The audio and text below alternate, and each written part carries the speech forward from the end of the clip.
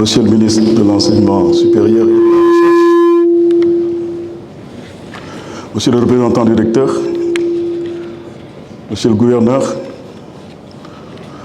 Monsieur le directeur de l'Enseignement supérieur, mon cher Aziz, chers alumni, Messieurs les responsables de la compétition universitaire basket-études, qui me faites l'honneur de m'inviter tous les ans pour venir échanger avec vous, honorables invités, chers étudiants, je voudrais exprimer ma fierté, c'est comme ça que je vais l'appeler. Ce n'est pas un honneur tout simplement, c'est une fierté d'être ici et d'échanger avec vous sur des questions liées au sport et aux études, mais surtout sur la place du sport devant le ministre de l'Enseignement supérieur et de la Recherche. C'est très important. On n'est pas devant le département du sport, mais on est devant le département de l'enseignement supérieur. Cela me permettra d'essayer d'échanger avec vous. Et assez rapidement, ils m'ont demandé de faire une leçon inaugurale, mais il y a tellement d'intervenants que je vais essayer de la raccourcir le maximum possible, de parler de la place du sport aujourd'hui, la place qu'occupe le sport dans la société. Quelques années derrière nous, lorsqu'on abordait les questions de société, notamment dans les cercles intellectuels, on ne retenait pas du tout le sport parmi les questions importantes. À la limite, on se disait aux intellectuels, qu'est-ce que vous faites dans le sport? Vous n'avez rien à y faire. Je suis un passionné de sport et dans les années 80, quand je venais de terminer les études et que je me retrouvais au stade de l'Amitié pour suivre les matchs du championnat, mes collègues me disaient, mais qu'est-ce que tu fais là-bas? Et c'est vrai que ça posait des problèmes. Le spectacle n'était pas très agréable, mais quand on est passionné, on l'est. Et c'est l'une des raisons pour lesquelles je dis que je suis très fier aujourd'hui, parce que pendant très très longtemps, j'ai été quasiment, monsieur le ministre, esselé dans ce que je fais. À l'université, on ne comprenait pas. La première fois où j'ai demandé à monsieur le recteur de l'université Cheikh Anta Diop de monter un master en droit du sport, ils m'ont dit, c'est quoi ça? C'est comme ça qu'ils m'ont posé la question. Et j'ai dit, j'ai envie de prendre des sportifs de haut niveau et de leur dire de venir valoriser le talent que le bon Dieu leur a donné en ayant peut-être des diplômes universitaires. On m'a dit, vous croyez que ça va marcher? Quand il a fallu sélectionner également, monsieur le recteur de l'université à l'époque me disait, mais ils n'ont pas le bac, qu'est-ce qu'ils vont faire dans les études? Ils n'ont pas le bac, ils n'ont rien à faire à l'université. J'ai envie, et aujourd'hui, de leur dire, quand vous allez dans certains pays, notamment aux États-Unis, et les gens de CID peuvent témoigner, les champions, ils vont à l'université. Ils sont à l'université. Ils entrent à l'université parce qu'ils ont un talent, parce qu'ils sont doués dans le sport. Et c'est là-dedans qu'on en fait des hommes. Donc c'est pour vous dire qu'aujourd'hui, le sport a acquis une autre place.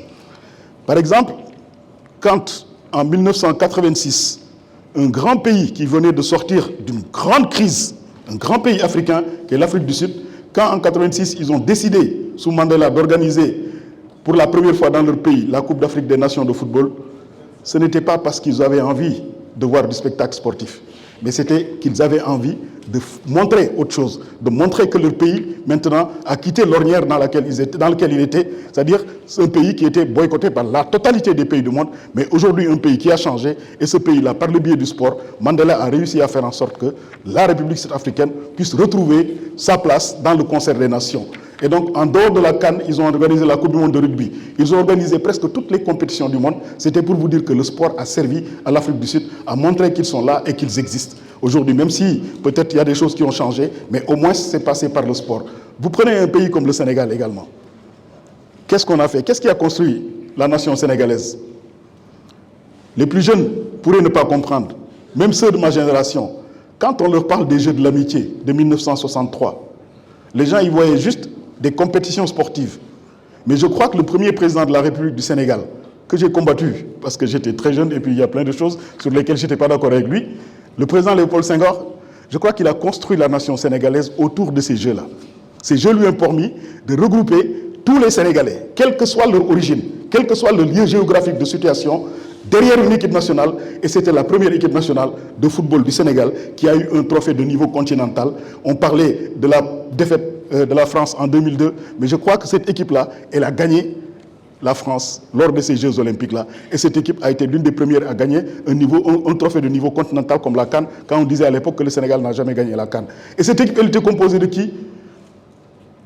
Elle était composée d'intellectuels, de très grands intellectuels. Et il y avait 2 très grands juristes qui étaient à l'intérieur. Il y avait le président Youssou Ndiaye qui a présidé le Conseil constitutionnel et qui avait marqué 2 buts, 2 très jolis buts. Il y avait le président El Malick Sy Souris de la gendarme qui a été président de la Fédération sénégalaise de football, un très grand inspecteur des impôts. Il y avait d'autres qui étaient là. Ça veut dire qu'à l'époque déjà, on avait compris qu'il ne fallait pas faire que, comme a dit monsieur le recteur, que du sport ou que des études. Les choses pouvaient se combiner et ça a permis de cimenter la nation sénégalaise parce que derrière cette victoire-là, tous les Sénégalais se sont retrouvés. Et dans cette équipe-là, à l'époque, le Sénégal avait 7 régions, il y avait des joueurs de toutes les régions. C'est pour vous dire que le sport est un ciment. Il a tellement été un ciment que Senghor a continué. Ce n'était pas la seule manifestation qu'il a essayé d'organiser. Ensuite, en 1967, là c'était 63, Jeux de l'amitié. 1967, comment le sport a permis, dans un premier temps, d'essayer d'affirmer une identité africaine. Quand vous prenez le serment du président de la République dans la Constitution au Sénégal, le président, il jure de travailler sur l'unité africaine, n'est-ce pas? Ça fait partie de son serment. Et Senghor avait réussi à organiser ici, au stade Iba Mar Diop, une compétition, une rencontre entre les États-Unis et l'Afrique. Une compétition d'athlétisme. C'était très symbolique.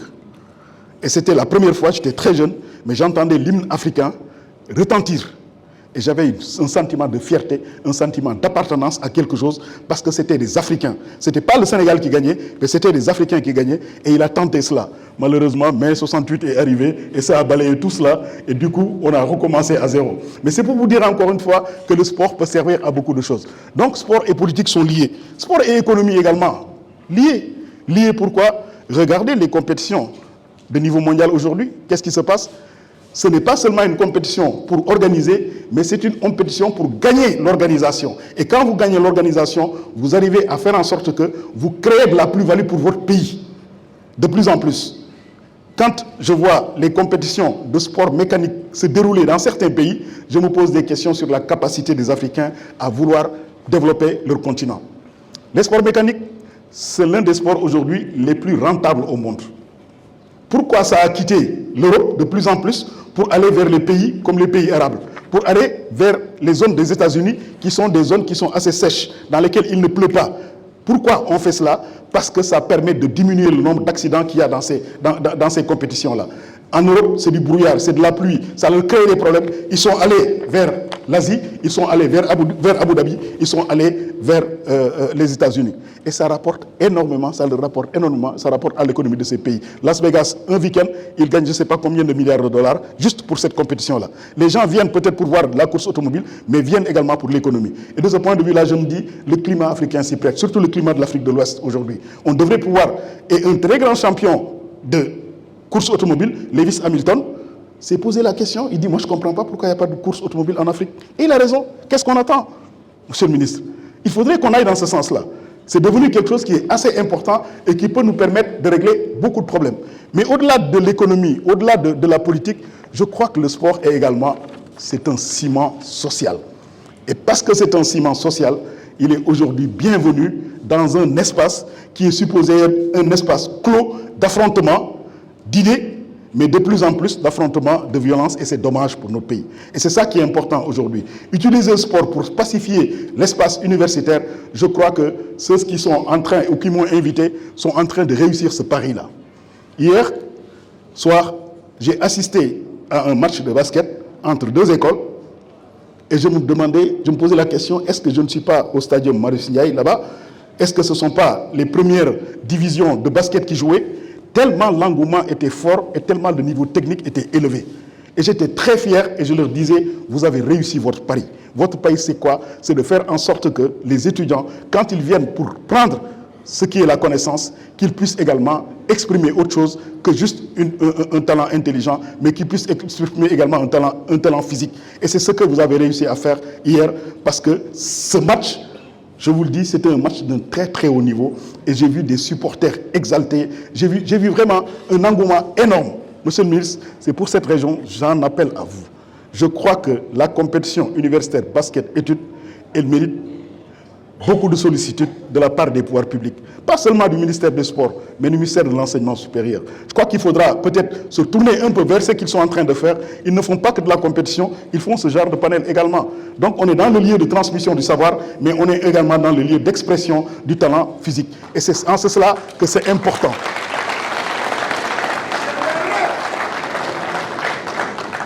J'aimerais vraiment que les exemples du CUP puissent se multiplier. Cela ne veut pas dire qu'ils vont concurrencer ce que l'État a fait. Au contraire, c'est un complément utile si on les articule très bien. Articulation entre ce que fait l'UASU et ce que font les privés. Les privés, ils ont le droit d'exister. Aujourd'hui, le sport est un secteur libéralisé. L'éducation est un secteur libéralisé. L'enseignement supérieur est un secteur libéralisé. Monsieur le ministre sait très bien de quoi je parle parce que c'est un spécialiste de ces questions de libéralisation du commerce international. Donc, quand c'est libéralisé, tout le monde doit pouvoir s'exprimer, mais juste dans le cadre des lois qui régissent la République. Et de ce point de vue-là, je crois que ce que CUP a fait hier, c'est quelque chose de fondamental et d'énorme. Je voudrais vraiment les féliciter devant vous en leur disant qu'ils auront régulièrement mon soutien s'ils continuent dans cette voie. Évidemment, s'ils dévient, ce sera autre chose. Pour finir, monsieur le ministre, pour finir, je souhaiterais vraiment que vous dire la fierté que j'ai de me retrouver devant vous. Et peut-être devant le directeur de l'enseignement supérieur également. Devant vous, parce qu'il y a quelques années, monsieur le ministre était un chercheur à Genève. Je dirigeais un DSS de droit des affaires et j'étais également un des principaux responsables de ce que l'on appelait à l'époque la maîtrise. Et de là où il est, il m'a contacté. On l'appelait El Hadj Diouf à l'époque. Moi, je ne le connaissais pas du tout parce que je n'ai pas fait beaucoup de cours à Gaston Berger. Mais je suis de Gaston Berger, les gars. Bon. Donc, il m'a contacté pour voir comment on peut s'organiser pour créer une masse critique d'étudiants qui pourraient réfléchir sur les négociations commerciales internationales. Je ne sais pas combien je lui en ai donné, mais je crois que certains d'entre eux aujourd'hui se sont retrouvés au ministère du Commerce et ils sont en train de travailler sur la base de la sollicitation qu'il avait faite. Donc, c'était un chercheur. Et ce n'est pas étonnant qu'il occupe aujourd'hui ce niveau de responsabilité pour ce qui est de l'enseignement supérieur. Mais monsieur le ministre, vous êtes en train également de nous prendre de très bons chercheurs. C'est pour ça que je dis à Aziz que je vais le taquiner un peu. Il faudrait redonner à l'université ces bons éléments. C'est un garçon brillant qu'on a vu. Vous en avez fait le directeur de l'enseignement supérieur. On a encore besoin de lui à l'université. Moi, je ne suis plus là-dedans. On est à la retraite, mais lui, il a encore quelque chose à faire. Essayez de lui trouver des temps pour qu'il vienne de temps en temps donner des cours, parce qu'il est brillant, parce qu'on a besoin de lui, parce qu'on a besoin de ses réflexions. En tout cas, merci. Merci encore. Et je souhaite plein succès au CUP, beaucoup de succès, beaucoup d'autres succès qui viennent accompagner. Et monsieur le ministre, moi, ce que je préfère, c'est juste prier pour vous. Je sais que c'est un peu difficile, mais j'espère que ça ira et je vous fais confiance. Merci.